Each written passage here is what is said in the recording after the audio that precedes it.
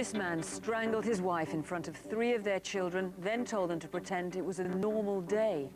She had to go through so much on her own, without anyone. And she just deserves to be able to rest properly. Tonight on Crimewatch, the shame of the so-called honour killers.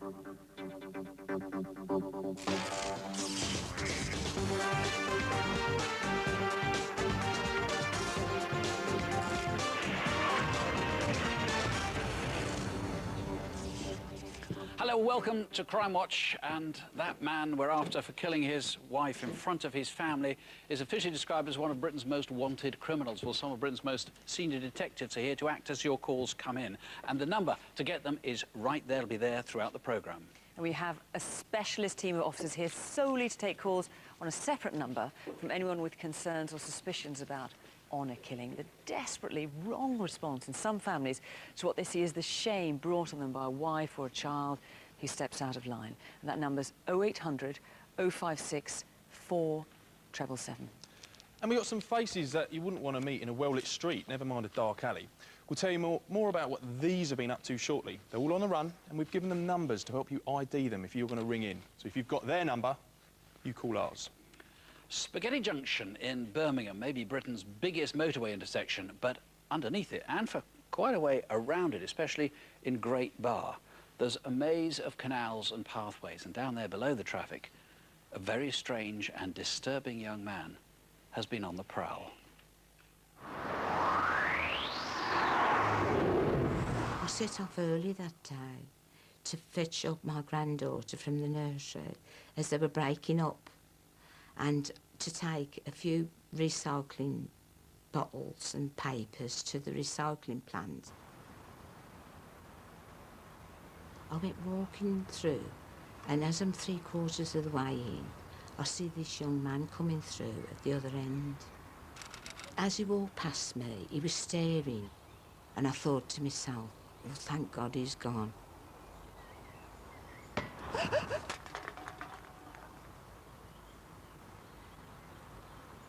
And I thought, oh my God, what's that? What's happened? And then from the peripheral of my eye, I saw him and I thought, oh my God, he has turned on me. He has come back.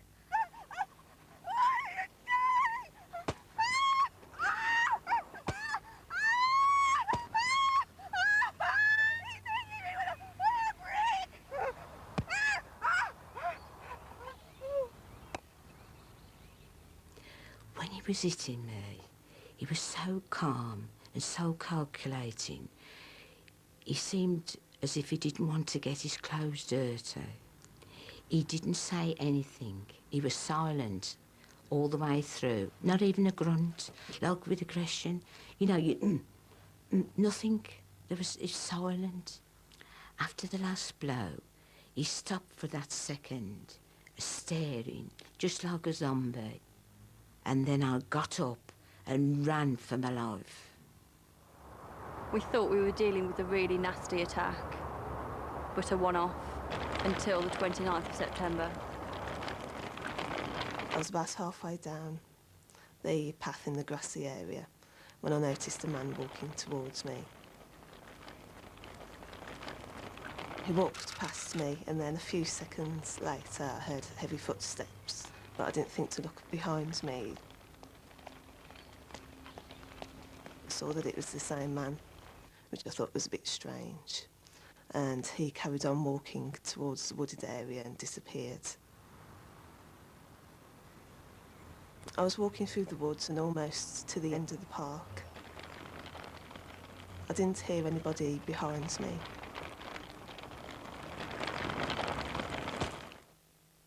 And the next thing I know, I'm lying on the floor, wondering what's happened. I start searching for my glasses. The first thing I did when I got up was to check he was okay, because he was crying. The only thing I could think of was to get my phone to call for help, but I couldn't even see the numbers on the phone to dial anybody. All I could think about is getting out of the park, thinking he might come back to finish me off. Here's a guy who's whacked an elderly widow and a pregnant mother over the head with a brick. I just can't understand it, and I still struggle to understand why it's happened. Luckily, he hasn't killed anybody yet. But if he's not caught, he will do. Well, let's hope we catch him before she's proved right. He is a very weird and worrying character. And incidentally, he broke her ankle, but she still managed to get herself up and run out of the park. And the one thing we've got is that both victims gave us EFIs, didn't they? Yeah, and they're really interesting EFIs, because although different witnesses, you know, they look at him and they give different portraits of him. If you look at them, there's one, and if you switch across and look at the other, at face value, well, face value, there is difference there because of the hair. But actually, if you put them together, look at the similarities, and both describe him as very baby-faced, with sort of yellowish skin, and both say automaton, zombie-like. And that's the thing, although we didn't mention in the reconstruction, there was a woman who saw this man on the morning of the second attack, didn't she? And she was so terrified by what he looked like, just by his appearance, that she ran off. Yeah, he has this very strange, you know, look. And incidentally, he was wearing different clothes in the morning to he was in the afternoon. So what does that tell us? Presume that he's local then? That he's somewhere he was able to go to change? Well, nearby? it might be. And certainly the forensic psychiatrist we've spoken to is convinced the guy is local and says, look, he doesn't think this behaviour is switched on and off. He doesn't think he's in a drug-induced anything. This is him. This is what he's going to be like. He will probably be rather alarming and disturbing to women all the time. That some people will think he's got Asperger's or something, but we don't know what he is, but he is like this much of the time. So the thing is, he's not going to be able to hide this behaviour, is he? That's the thing. People will know this about him, and he'll be known for it, I imagine. Absolutely. But we have got DNA, so if people have got any ideas at all, any suspicion, he didn't seem to care who saw him. You saw how close he was to the houses, and other people wandering around could have easily seen him. He's left his DNA in a brick. We've got that. So if you know him, or if you think you do, well, you know the number to call. 0500 600 600. And now DC Rav Worlding has some villains caught on camera. And the first one, you couldn't make it up. An armed robber who turned up on a motorbike with a gun and managed to lose control of both. This is a scene of a cocked-up hold-up. If it wasn't for the fact someone could have been killed, it would be comical. This is the character we're looking for. He's bought a motorbike on eBay and he's fixing to meet the seller. He drops a big clue. We'll come back to that. He pays cash but wants the bike to steal cash from a business in Hatfield. He's a bit shaky on his new wheels. This is more than a bit scary because he's also in charge of a loaded semi-automatic pistol. The owner spots he's up to no good and tries to slam the door, but the gunman forces his way in. They end up on the floor as office workers look on, scared out of their wits. Other staff pile in. It's now total chaos. One kicks the bike over to stop the getaway. Now, the owner has the gun. But Bike Boy wants it back.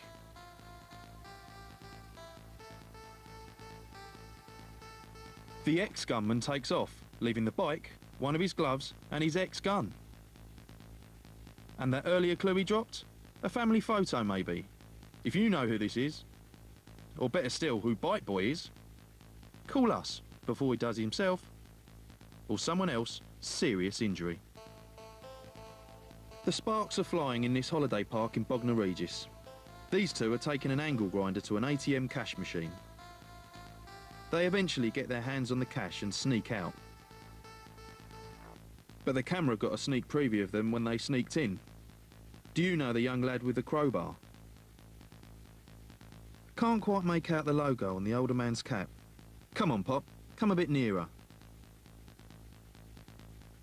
That's it. It says Land's End. Maybe they're a father and son team. You tell us.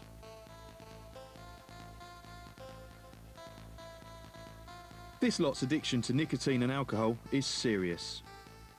This is the third time in 2 months the same man's taken his mates to the cash and carry in Handsworth in Birmingham. They've lifted £20,000 worth of booze and fags and even the odd cash till. Here's the ringleader again. This one likes to show off his pants and even manages a smile for the camera. This one's got Adidas tracky bottoms. If you can help break their expensive habit, let us know. These two do actually pay for what they're after, even having a laugh and a joke with a cashier. But later that night, the can of petrol they buy goes through the letterbox and windows of a house in Walthamstow. Inside, a mum, 2 kids and 4 lodgers. One is trapped in the fire and suffers serious burns. We know this man is Tunga Raja Thaisen because he's now doing 10 years for this arson. But we need to find the other fella. Here's another pair with a sense of humour, but no sense of decency. They're all smiles and high fives outside a nightclub in Hackney until a Polish bloke, who's had a few, starts shouting the odds at a man on the door. The big fella's disappeared. We need to find him. One of the jokers skips behind the Polish lad and punches him to the ground. The two then kick and stamp on his head. While he's on the pavement with a broken jaw, they get back to joking around. One phone call can wipe the smile off their faces. So please, if you know any of that lot, get dialing 0500 600 600. Or you can text us on 83199. Just start your message with the letters CW. Still to come, where's the honour in so-called honour killings? Now go outside, okay? And pretend nothing happened. Is that okay? Yeah? Just pretend it's a normal day. Come on, let's go. Not a normal come on. day. I said, come on, come on. You just hurt Stop my crying. mum. Shh. Stop crying. Let's go. Let's go. 5 years on from what was done to their mother, those children are still weeping. And who wouldn't be, as you'll see later? Their father has got to be found. Rosemary Walsh was one of those people who, given a choice, would rush to the aid of anyone in trouble. It was her great misfortune to run into someone who, given the same choice, would run a mile.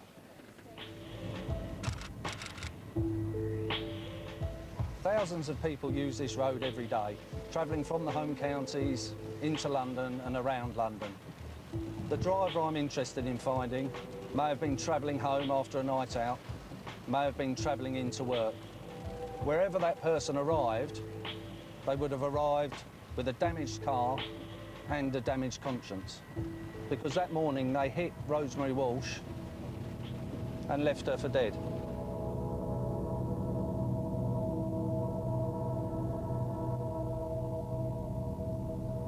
It was just after 4 in the morning on Sunday the 19th of March, so the roads would have been really quiet.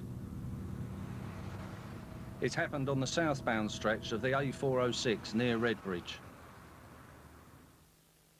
Rose and myself have been together for 28 years, and all that time she's always been full of life, very happy, hated to see anybody suffer. Just, life was great. I mean, you know, couldn't get enough.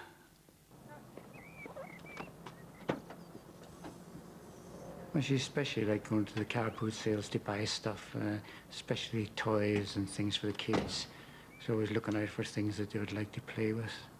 And if other people wanted anything, she'd always look out and get them something as well. And that morning, she reached over, kissed me goodbye, and rushed off about an hour earlier than she needed to leave, really. She had to meet some friends there. It was her first time to that boot market. She always got this idea that she might get lost and wouldn't find her way, but she always did.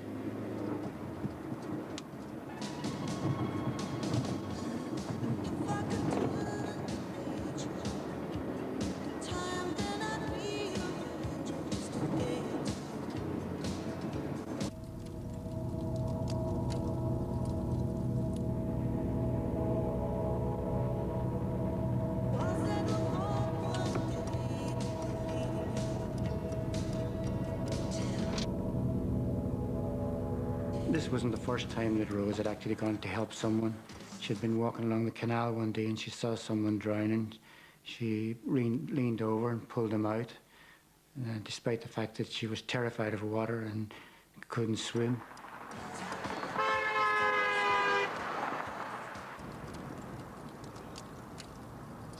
Are you all right in there? Open up! You're in the middle of the road!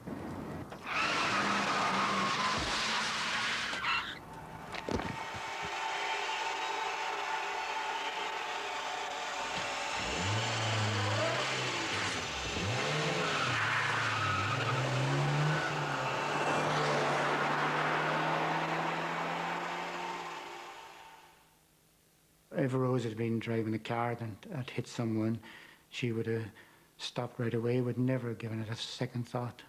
Even if it was her fault, she still would have been out there to help them. But this person never thought about helping her, they just drove off.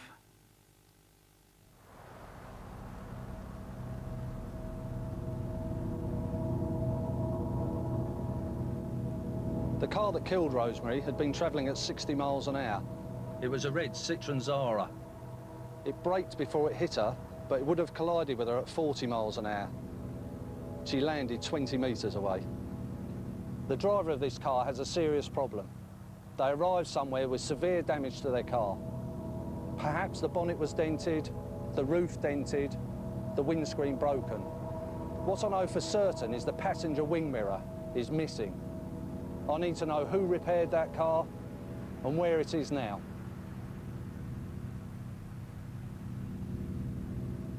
That morning, the driver would have been acting erratically, in a panic. It was a heartless act not to stop and help her. Where is that person now? And incidentally, the man that Rosemary went to help survived that crash. The person we're after tonight is the person who was driving that red Citroen Zara made between 1999 and 2004, and it's missing this wing mirror. Now, all sorts of people will have seen that damaged car back in March. Did you give an estimate to repair that car? Did you do the repair? Now, Rosemary was hit so hard, she landed 20 metres in front of that car. The driver cannot fail to know what he or she did. Do you know somebody who suddenly got rid of a red Citroen Zara back in March, or was behaving strangely around that time? Witnesses say the driver stopped. We saw going back there in that reconstruction there for a moment or two before speeding off. There is no question that person knew what had happened. If you know who it was, shot them. There's a £10,000 reward. Half of it has been put up by Rosemary's family.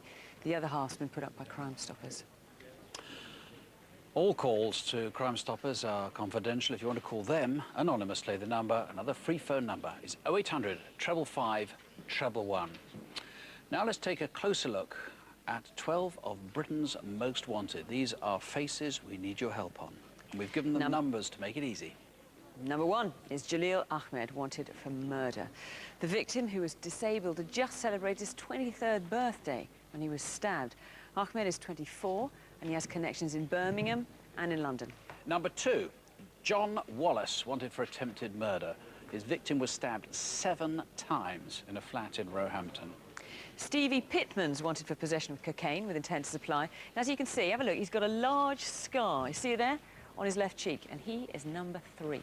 Perry Nathaniel is dangerous. According to the police, he should not be approached, at any rate, not likely. The victim he shot at close range is still receiving treatment for brain injuries.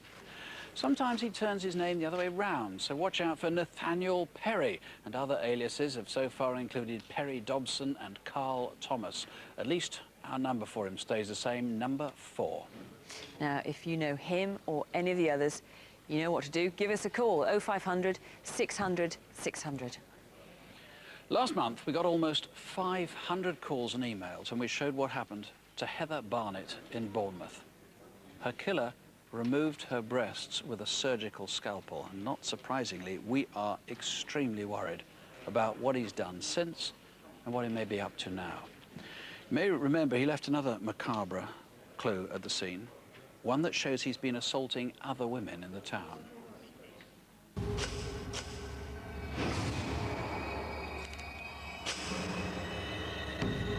It wasn't until we visited the crime scene in Capstan Road that we realised the sinister significance. Mum, are you in there? The door's stuck. Yeah, get in. Mom? Mum?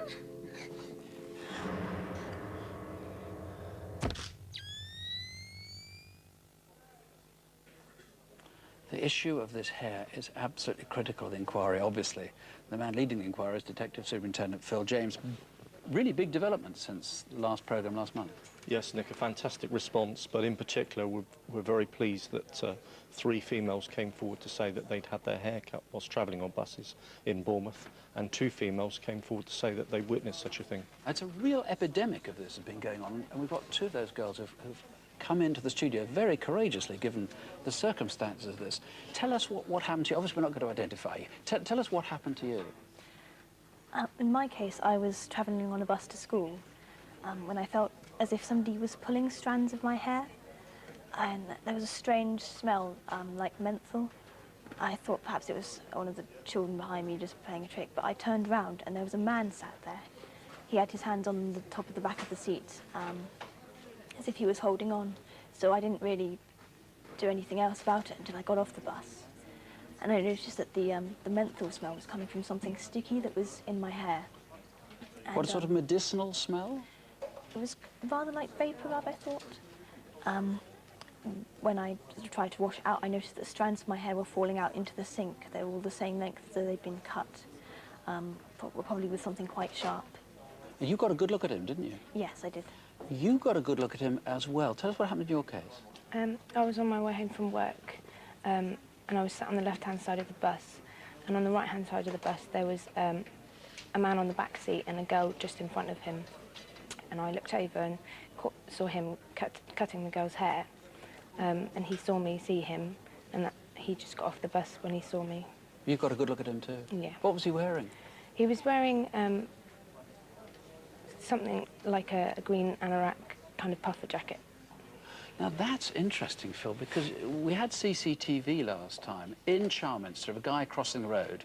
You think this is the murderer. He was also wearing some sort of, it looks like a bit like a puffer jacket to me. Yes, the bus that we're talking about is travelling up that road. It's travelling up Charminster Road, and the man is a very similar description with a very similar coat.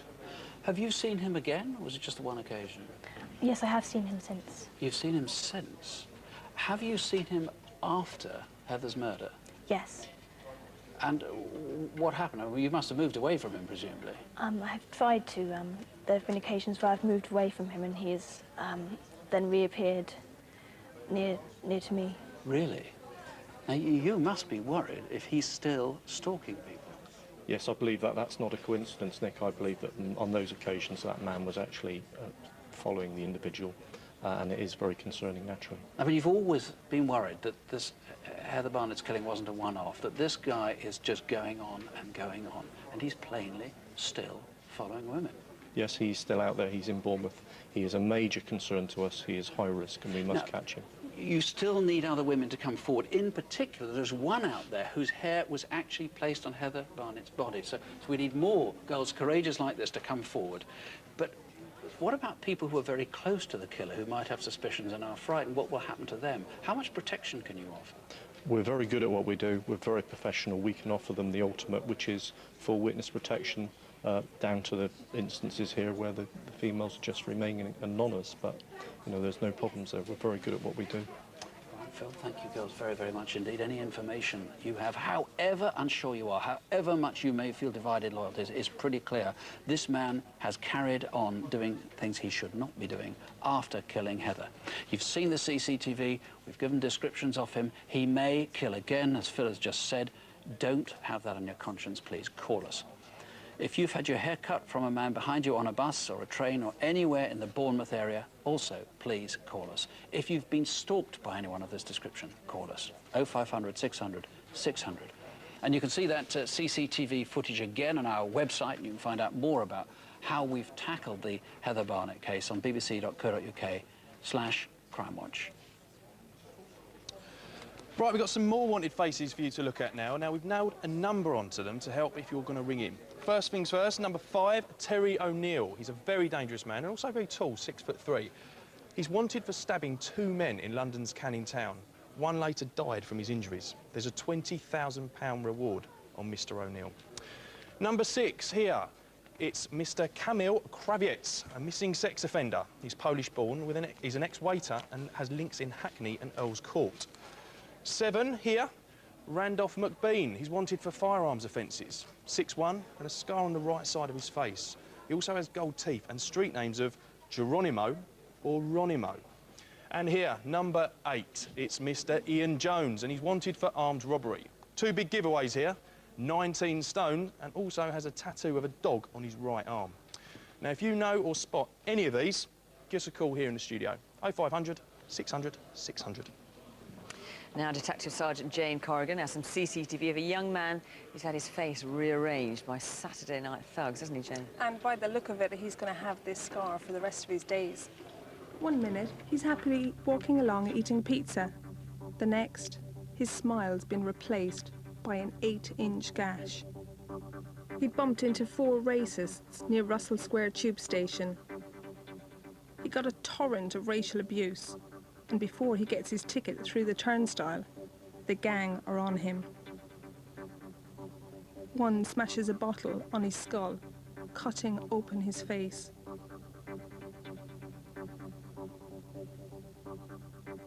Clutching his head, pouring blood, he gets through the barrier. But the gang come back. One hurls abuse and stones at him. The attacker's dragged away, not once, but twice by his mates. Despite several days' hospital care, the victim will be scarred for life. Let's make the gang who did it marked men.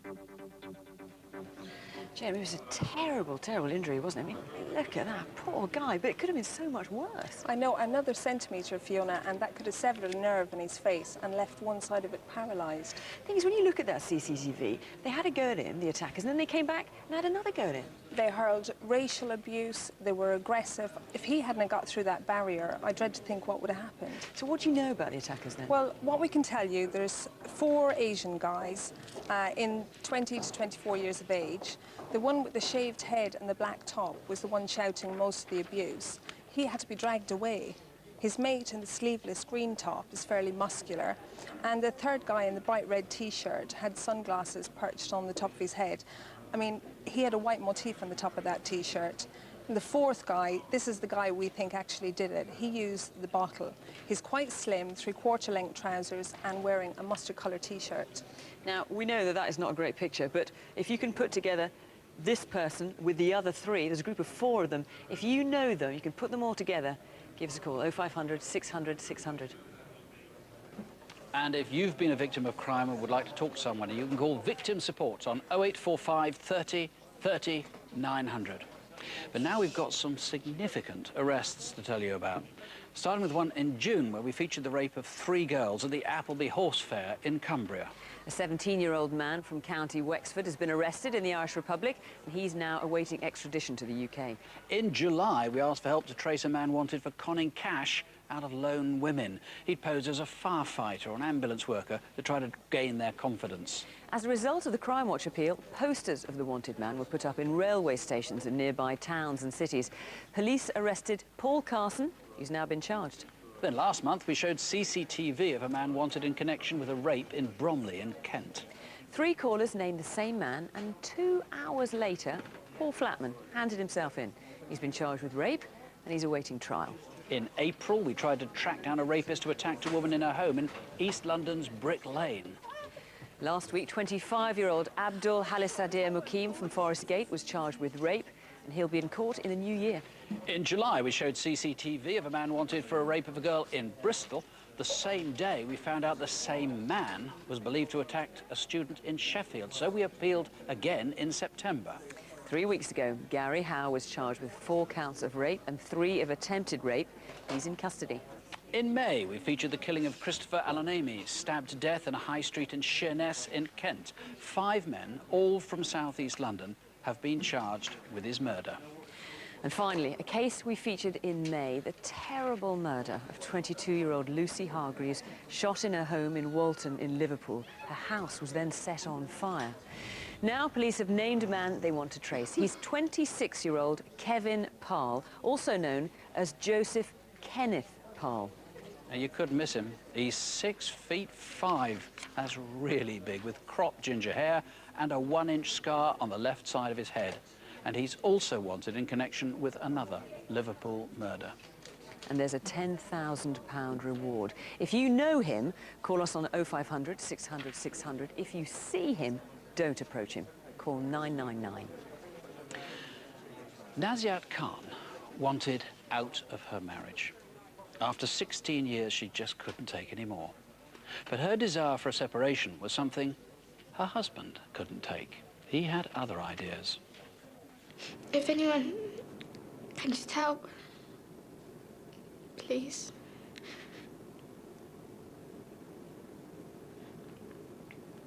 Because it means so much.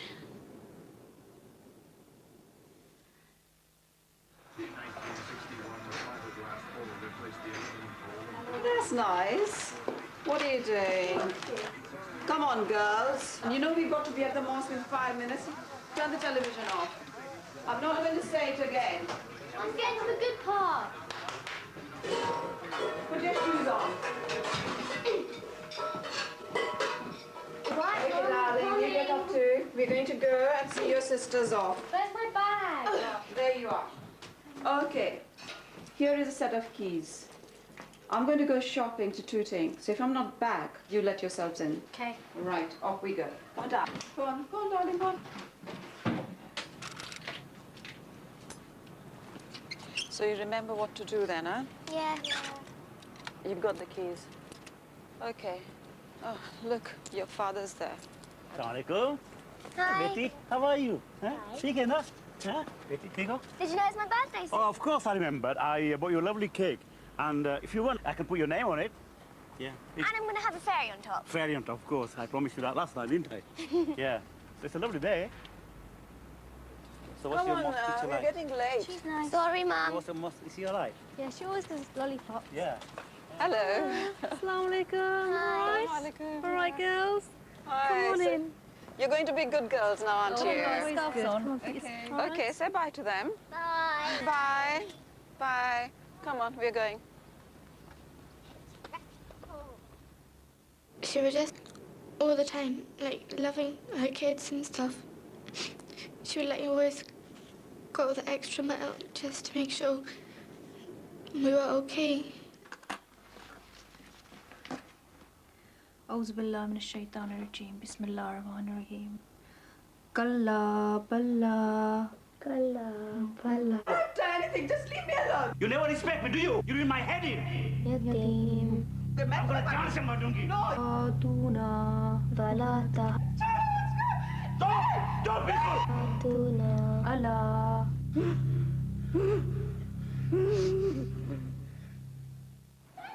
Stupid. It's true. He never said that. Hey, wait. Your mom got to mosque to collect you. No, she hasn't. She I has. haven't She seen has. her. She has. Open the door. Get inside. Why can I hear my little sister There's crying? nobody crying. Come on, get inside. There's nobody there. What? Get inside quickly. Get inside.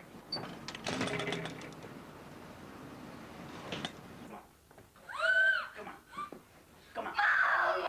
Dad, what have you done? Keep quiet, okay? What have you done to her? Keep quiet. The more you cry, the more she's gonna get hurt. Mommy! Don't do it, Dad! Don't do it! Leave her alone!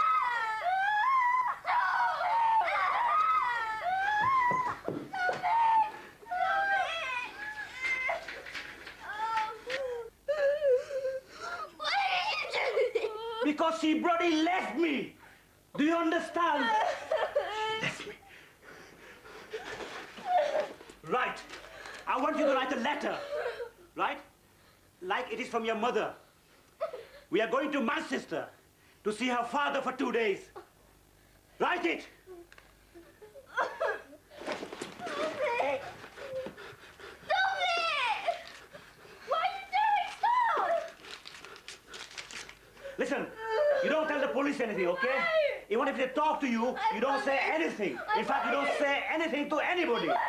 I'll tell you what. Here, swear on the holy book. I can't do it. Oi! No. Swear by the holy book, I said. I'll tell you what, I can do the same thing to you. No, You understand? please don't Okay, do fine. it. Don't do it. No. Come on. Look, Bilkul. Get up. Get up. Get up.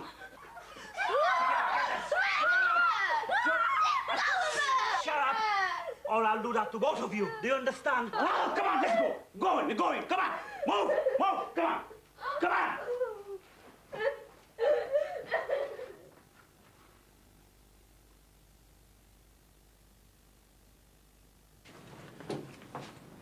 Now go outside, okay? And pretend nothing happened, yeah? Just pretend it's a normal day. Come on, let's go. It's not a normal day. I said, come on, come on. You just hurt Stop my crying. mum. Zafar took his family to a house in Croydon. Next morning, he went off, leaving his 3 daughters behind. Keep walking.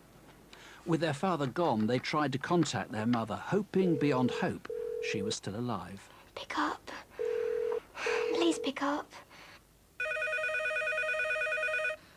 Maybe she's in hospital. Leave a message. Hi. If you're there, please pick up the phone. It's us.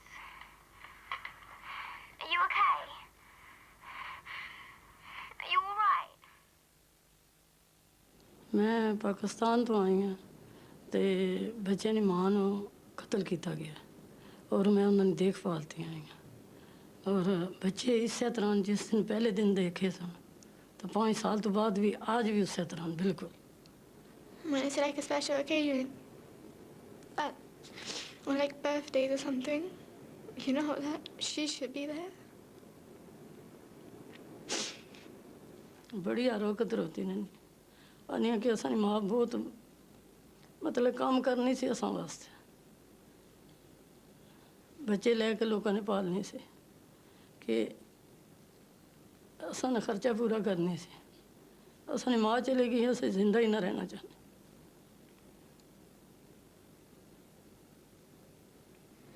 She never had a long life, and like it was cut short, and now I just feel as if she won't ever be able to like rest properly because she's just looking down and like seeing us upset. It's almost unimaginable, isn't it? Any family should have to endure that. As a matter of interest, Zafar Iqbal only really spoke Urdu. We've got people here who speak Urdu as well, incidentally, but given the circumstances, we thought we'd spare you a blizzard of subtitles, so we had him, as you've seen, speaking English in the reconstruction. Now, if you know anything about this case, we'll forget our normal number for a minute. If you know where Zafar Iqbal is, you can call these officers here on our special number. It's another free phone number, 0800 056 4777. And you can also call them if you're worried about you or someone in your family, someone who's at risk from so-called honour crimes. All calls are confidential. Tim, not much honour in this crime, though. I mean, he not only killed his wife in front of his children, he actually attacked one of his children. Tonight's reconstruction only alludes to the violence he displayed to his own children in killing his wife. I know, I mean, you've been with the family ever since the murder, and I know you've been in tears quite a lot of the time over It's very distressing. We haven't been able to achieve justice for the family. This man's been wanted for 5 years. We strongly suspect that he's gone to Pakistan. There'll be viewers tonight to this programme who've got family, friends back in Pakistan. What we want from them is, tell us, where is he? Where is he in Pakistan? Now, the son didn't take part in that reconstruction because he wasn't there at the time of the killing, but actually the following day he discovered his mother's body. That's correct. He came, he discovered the note that the sisters had been forced to write and left on the front door. He broke into the house and discovered his mother dead. How can he have any honour for his father? I mean, it's terrible what his father has done. There is no honour in this violence at all. No honour at all. He's effectively orphaned his family. That's correct. They've had to be rehomed, moved to another part of the country. An elderly relative of the victims has come over to this country from Pakistan. She doesn't speak a word of English. She's raising the children as her own. Well, the oldest girl, at least, has always wanted this case on Crimewatch. We need to know, as you've heard from Tim, where Zafar Iqbal is. There is no formal extradition treaty with Pakistan, but the Pakistanis have been very helpful in such cases. And if we know precisely where Iqbal is, there is a real possibility that an extradition will be granted. Pakistan is as aware as anybody else that a man like this who killed his wife, threatened to kill one of his own children, he's dangerous. Wherever he is, he needs to be caught. Now, even on a fairly conservative estimate, someone isn't killed in Britain every month because they're thought to have brought dishonour on a family by rejecting a forced marriage, having the wrong boyfriend, even wearing makeup or the wrong clothes. Well, police are now trying to read the signs before these so-called honour killings happen. Remember, that special number is 0800 056 4777 if there's someone you think is in danger from the kind of thing this family has had to endure. I mean, they didn't just murder my son. In a way, they murdered me, my wife, my children, because our lives are finished. Beautiful, clever boy. When he was born, I just loved him.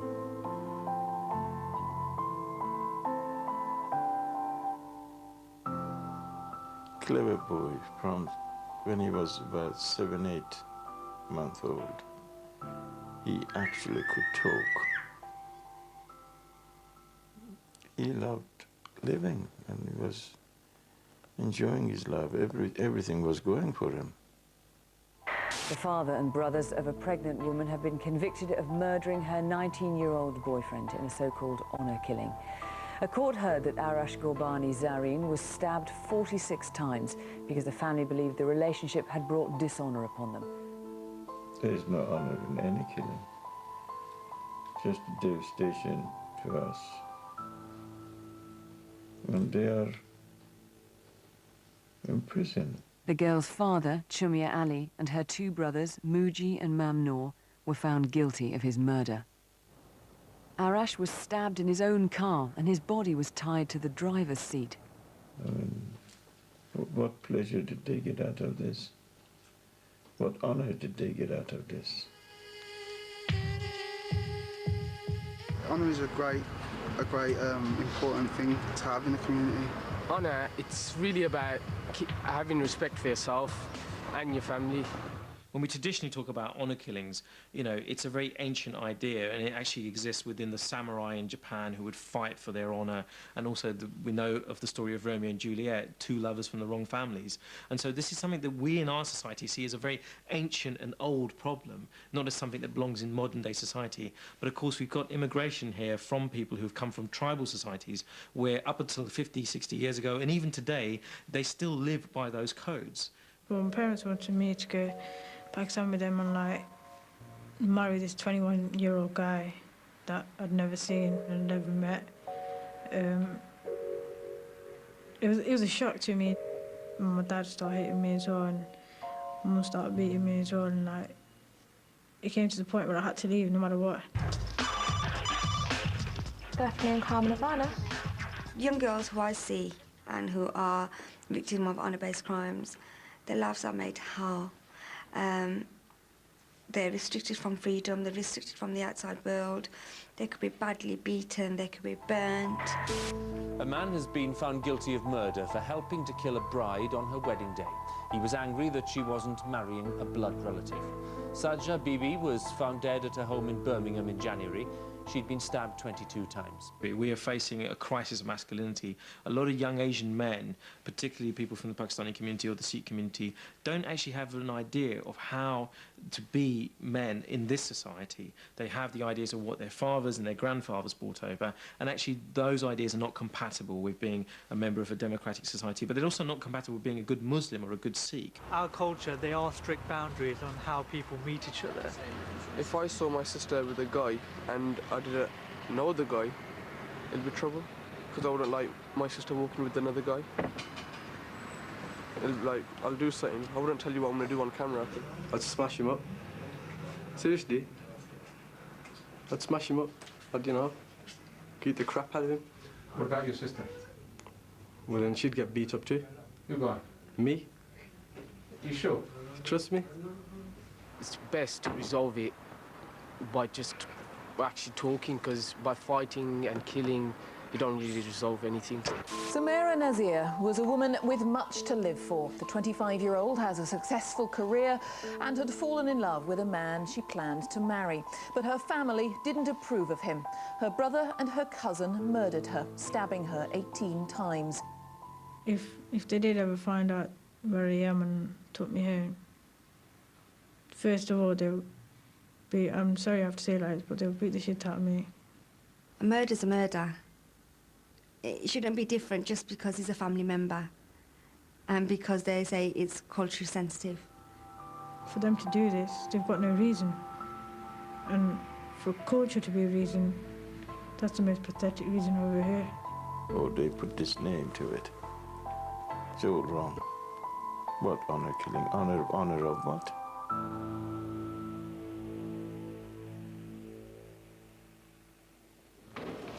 Well, DCI Jerry Campbell leads one of the teams in the Violent Crime Directorate. And Jerry, I don't know about you, but one of the things that really shocked me looking at that film there was the responses from the young men. And you might expect that kind of thing from, say, first generation. But these people are, well, you know, they're British to all intents and purposes. And this is the kind of thing they're saying. What can you do about this kind of crime? First of all, Fiona, let's face it, these are cowardly acts committed against innocent young men, women and children. Absolutely dreadful acts. We're working with police forces from across the country, with government, with community groups, formulating plans to support victims and potential victims, but we're also formulating plans to take on, arrest and deal with these suspects, who will be prosecuted with the full force of the British law. I know you're taking this very, very seriously now. You also know, you know, for all sorts of reasons, that people won't necessarily want to come forward about this. They'll be frightened to come forward about this. So how can you help them? We totally understand the pressures that victims and witnesses face in these circumstances, because the offences are committed by family members, community members, extended family members. In the studio tonight, we've got experienced police officers who are used to dealing with these crimes. They are supported by survivors of these crimes. So people who've actually been through it? They've been through all this before, so there is a light at the end of the tunnel for for our victims and for witnesses. All calls will be treated sensitively, in confidence. I mean, that's the key thing, isn't it, Jerry? Because people will be terrified that you might blurt this out to the wrong person. We totally understand that, so the calls will be dealt with sensitively. We will not approach family members. We will not approach community leaders. We're completely aware of the pressures that they are under when offences are committed by family members. Well, incidentally, the special free phone number, again, let me just remind you, is 0800 056 4777. There are people here who speak Urdu and Punjabi, and the lines are open until 11 o'clock tonight. And after that, you can get information on where to find support from our website. So have a look. It's bbc.co.uk/crimewatch. Mohammed Zamani is our face number 9 and the last 4 of our rogue gallery here. He's wanted for rape. He skipped bail and may have a catering job. He has links to Bristol, Manchester and London. Number 10 is Jeffrey Hales, who's just done a stretch for ABH but broke the terms of his probation order and has since gone AWOL. Number 11 here is Sean Sutton, wanted for attempted murder. The victim was shot several times at close range and is lucky to be alive. He's got an earring in his left ear and has connections to Streatham. And here, number 12, the last of our dirty dozen, is Gary Lee Johnson, originally from the Philippines. He's wanted for rape and perverting the course of justice. Another one who's jumped bail. If you know him or any of the others, give us a call here in the studio, 0500 600 600. Just going through calls on the Heather Barnett case, and we found at least 3 and probably 4 more girls with a haircut. And interestingly, if these are right, it looks like he's very much still up to it. This one's from 4 weeks ago. Mother's talked about her daughter having a haircut on a bus. This one's 1 week ago, and more of these are coming in. And we've got some really good calls on another case from last time. If I can find this shirt, you might remember this. Very much distinctive Exeter shirt. That this shirt, and the appeal we did last time helped police eliminate quite a number of suspects. It's one of the worst crimes the West Country has known in recent years, but there is a real belief now that we're getting closer to the man. The shirt is distinctive because there aren't many of these with an 8, and we think it has other words on it like this. The guy who wore it raped and nearly killed a woman back in July.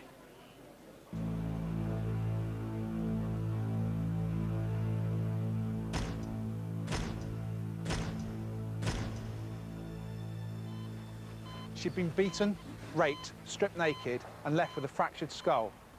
You can see from this picture that it must have been a particularly violent struggle. We do know our victim was stalked. Here you can see a man following her. He's got very dark hair and very light footwear. But what really makes him stand out is the red and white striped football shirt that he's wearing. We believe it's an Exeter City football shirt with the number 8 in white on the back and the words, "We ate Argyle." David Prawata is in charge of this inquiry. First, tell us about the victim. She's still pretty badly ill, I think. She's still in a serious condition. She's been in hospital for over 100 days, and she suffered a severe brain injury. She is, however, making slow but steady physical progress. But after 4.5 months, I mean, he really did try and kill her. This was a particularly vicious and serious attack. But now, look, there's a real chance of catching him. Not only have we eliminated some possible suspects from Crimewatch last time, you've now trawled through hours and hours of CCTV and come up with some really important pictures. We found an image of a male person in Exeter High Street who bears striking similarity to the description of the individual in the latter CCTV footage. So striking, it's hard to believe it's not the same person. He's in the same shirt and with 4 women. That's right. Is he hassling them? Tell us the story of this. Well, at first, when we saw the image, we thought that he may not be connected with the females, but extensive CCTV research indicates that this individual has spent the evening with these girls. 2.5-hour period. We've seen him in the South Street area at approximately 2:10 in the morning. This is back in July, Saturday, like July the 23rd, something like that. 23rd of July. We've also seen him down in the quay with these 4 females, who we believe are the same 4 females, at approximately 20 to 1 that morning. And earlier on the night before, at 11:30 in Cathedral. So these 4 girls, I mean, they couldn't possibly know that they were in the company of one of Britain's most brutal rapists. Well, we believe he bears striking resemblance in the description and the description of the clothing that he's wearing. And if he's not involved, we can quickly eliminate him through forensic techniques. Well, let's at very least eliminate him. If you know him, if you were one of those girls, for heaven's sake, if you recognise that man, give us a call before he does this again. Let's hope we get a name a lot quicker in this case than with another sex attacker, but at least one who has now been put away. Yes, this one's a result, but it took 10 years. That's how long ago we asked for your help to find a man who preyed on schoolgirls. He dressed like a tramp and attacked in beauty spots in South London and Surrey. For a time, the trail went cold, and then a decade on, DNA got him.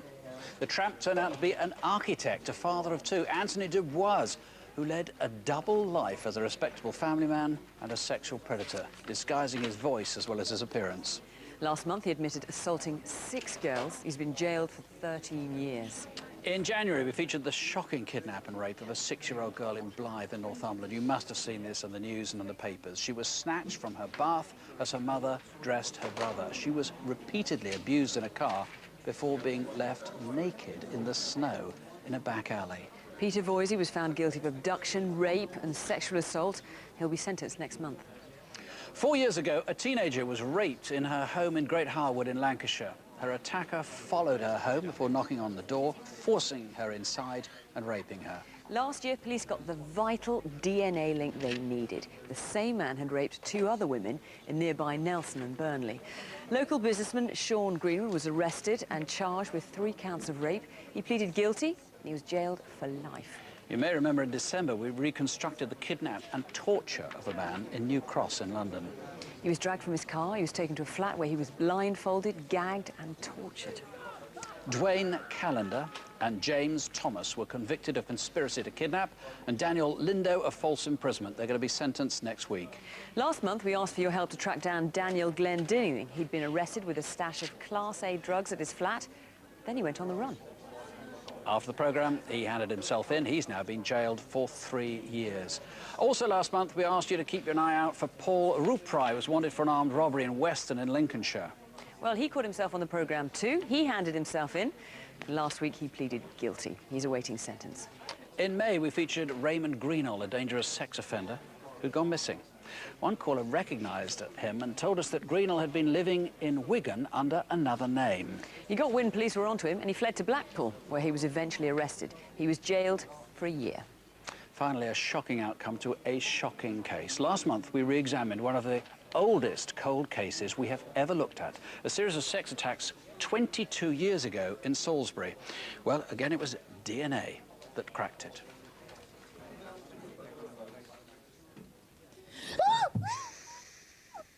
The rapist had a habit of tying up his victims with bright blue rope, and he wore a very distinctive tartan jacket. 2 clues that were to prove vital.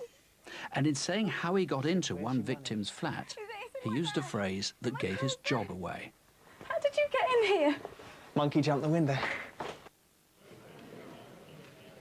Well, viewers rang in saying monkey jump was a phrase used by phone cable engineers. Another call to Crimewatch gave police a name, and detectives visited Christopher Downs. Now, he'd been cable laying in the area at the time of the attacks. He reluctantly provided a DNA sample. But just days before the results were due back, confirming he was indeed the rapist, Downs gassed himself and his wife in their car. When police went to his home, they found the blue rope and they found the very jacket that he'd used in those attacks back in 1984.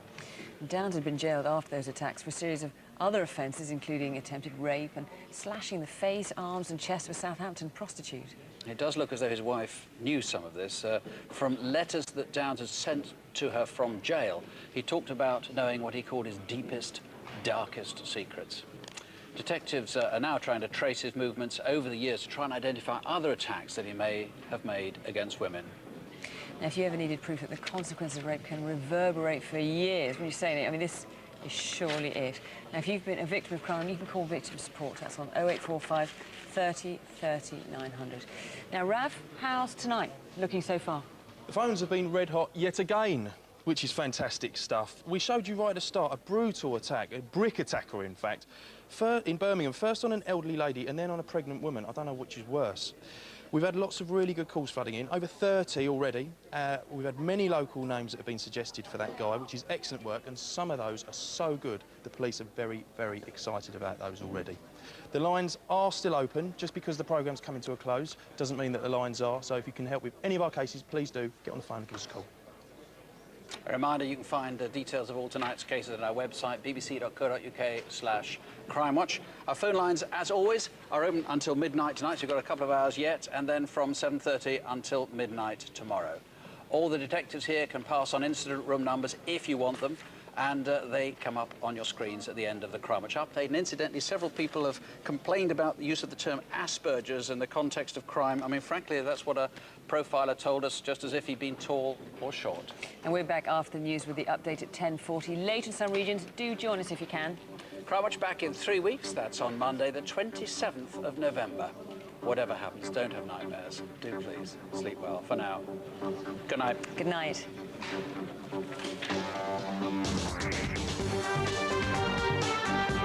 And viewers in Northern Ireland can see Crimewatch updates at around 11:15 here on BBC One.